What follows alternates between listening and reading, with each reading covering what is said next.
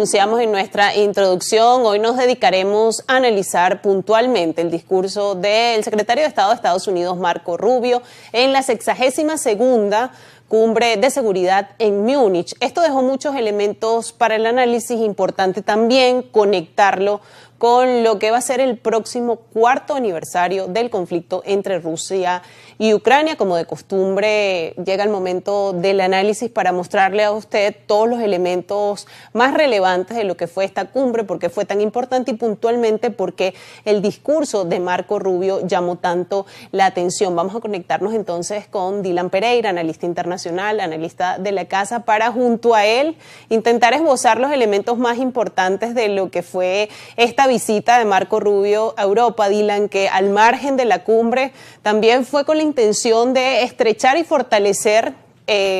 los lazos entre Estados Unidos y su tradicional aliado, que ya desde que Donald Trump asumió su segunda administración había una tensión creciente y Marco Rubio llegó ahí precisamente para aliviar y para bajar un poco la tensión y los ánimos que en los últimos meses parecía que no caminaba esta relación, estaba en una situación complicada y compleja. Qué gusto recibirte para este análisis.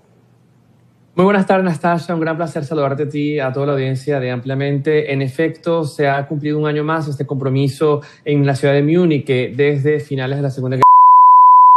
intelectuales, jefes de Estado, jefes de gobierno y tomadores de decisiones que suman más de 1000 participantes cada año, reuniendo a más de 100 países, pues precisamente en torno a los grandes desafíos de la política de seguridad. Y como bien lo has reseñado, el secretario de Estado estadounidense Marco Rubio fue uno de los invitados más destacados, precisamente en un momento donde las relaciones transatlánticas entre Washington y Bruselas sufren una profunda erosión semejante a lo que ya había experimentado este lazo durante la primera administración Trump, pero con algunos episodios de gran crisis y tensión, como lo es particularmente el antecedente de Groenlandia, donde el presidente Trump, abiertamente alegando razones de seguridad nacional y los nuevos intereses de su doctrina de seguridad nacional, apuntalaba cómo esta isla, que está bajo el control del Reino de Dinamarca, socio de la Unión Europea, así como también miembro de la OTAN, debería ser parte de los Estados Unidos, y esto pues generó una gran tensión, no solamente en los miembros de la OTAN, sino también en la Unión Europea, y en paralelo también este disputado apoyo, si se quiere, que se ha de alguna forma reblandecido en la época de Donald Trump sobre el financiamiento y apoyo a Ucrania, cuando precisamente se acerca el cuarto año de la invasión de Rusia. Con este telón de fondo, precisamente, Marco Rubio, si se quiere, era un discurso más optimista y de esperanza en las relaciones transatlánticas, sobre todo al compararlo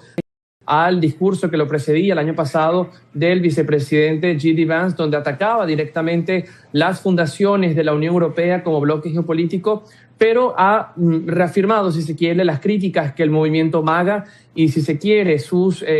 correlatos en el bloque europeo, como el caso del Fidesz en Hungría o de Robert Fico en Eslovaquia, que hacen directamente contra esta llamada decadencia de Occidente, como lo ve la Casa Blanca y como lo ve Marco Rubio, y que apuntala dos grandes temas. Por un lado, este ataque a la agenda climática, tachándola de irresponsable y de irracional, así como también un ataque directo a la migración, y ha sido pues las dos grandes vectores de este discurso de la Cumbre de Seguridad, que deja también grandes interrogantes respecto al futuro de la arquitectura de seguridad, sobre todo para el viejo continente.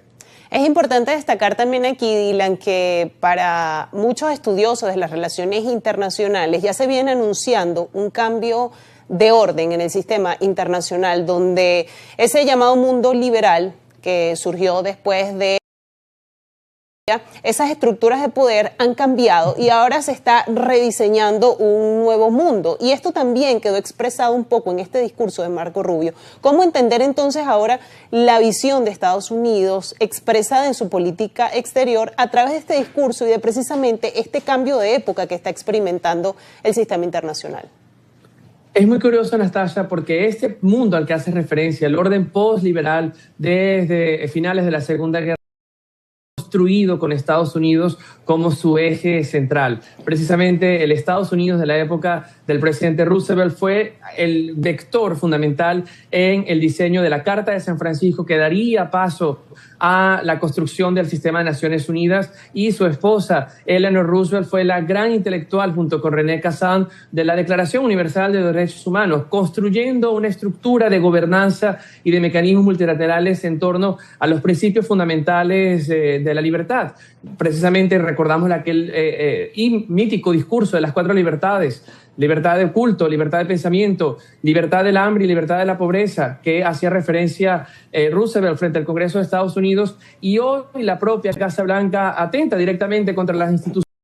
del derecho internacional y busca una remodelación geopolítica total, una remodelación que ya habíamos visto o experimentado desde la década pasada, pero que ha encontrado en la presidencia de Donald Trump un catalizador, sin lugar a dudas, y esto lo demuestra claramente las últimas acciones en política externa del presidente estadounidense, como la conformación de esta nueva Junta de la Paz, que en principio anhelaba atajar la situación en Gaza, en una situación post-conflicto, pero que hoy parece abrir en su carta fundacional un mandato extenso, sin límite. Y esto hace competir las visiones respecto a otras instancias que ya se encuentran consolidadas, como el Consejo de Seguridad de las Naciones Unidas, que se encuentra en una situación de inoperatividad precisamente por la erosión del compromiso en los principios del derecho internacional de sus miembros permanentes. En este mundo de contradicción se está remodelando la geopolítica, y Múnich fue muy claro en ello. Allí todavía persisten la visión de actores como la alta representante de la Unión Europea, Kaja Kallas, que siguen apelando por este mundo multilateral. Lo vimos también con el acercamiento a potencias medias como la India, el reciente acuerdo también con el Mercosur,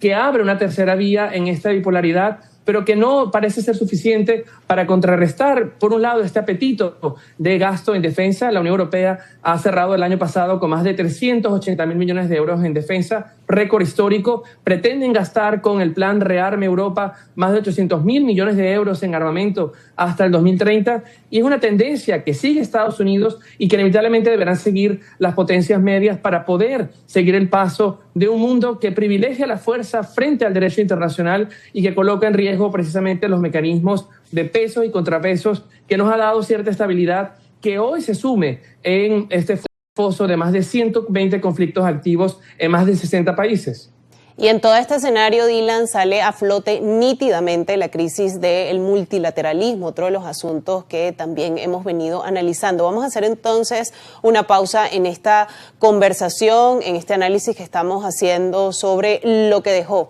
la Conferencia de Seguridad de Múnich, porque al regreso vamos a tocar otro tema que es fundamental y tiene que ver precisamente con el asunto de la seguridad, un asunto fundamental para la agenda estadounidense, conectado además con el